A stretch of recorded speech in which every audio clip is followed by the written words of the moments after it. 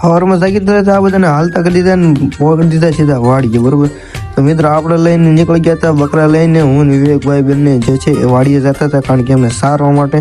વિવેકભાઈ મસ્ત મજાની સ્માઇલ દઈ દીધી ને જો એમને તળાવ પાસે લઈને જઈએ છીએ, બરોબર, કારણ કે આપણો રસ્તો ક્યાં છે અને તળાવ પણ ઘણું સુકાઈ ગયું છે, આગળ પણ ઘણું સુકાઈ ગયું છે ને અત્યારે પણ ઘણું સુકાઈ ગયું છે.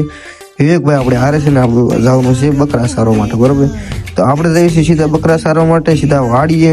અને જો બાટલો પણ લઈ લીધો છે. તો બીજું કારણે આપણે 6 તારીખે જે છે એ ગણિતનો પેપર છે, તો વાંચો લખવાનું પણ કરીએ છીએ, પણ એ આજે થોડુંક જે છે એ હાલત ટાઈટ હતી, એટલા માટે આપણે બકરા સારવા જવું પડ્યું. અને જો એટલું તળાવ સુકાઈ ગયું છે, ખેતરમાં પણ પાણી ભરાઈ ગયું, ત્યાં પણ સુકાવા માંડ્યું છે, બરોબર. ધીરે ધીરે જવું. અને આપણો પરસાયો કોઈ મસ્તનો વ્યૂ હતું, મેં લાવો થોડોક વિડીયો ઉતારી લેવી. તો જો આ વિવેકભાઈ પણ પોઝ દેતા પાછળ હાલે છે, બરોબર.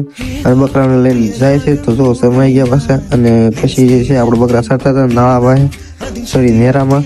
તો નેરાની અંદર જે છે બકરા સારતા હતા ને આ બધા આપણા શેણા છે, બરોબર. ઓલપીની બાજુ ઘઉં છે, મોબાઈલ થોડોક લેગ થાય છે, કારણ કે જે છે આપણે 1% ચાર્જિંગ હતું એટલા માટે. તો જો શેણા પણ પાકી ગયા છે ને ઘઉં પણ પાકી ગયા છે, બરોબર.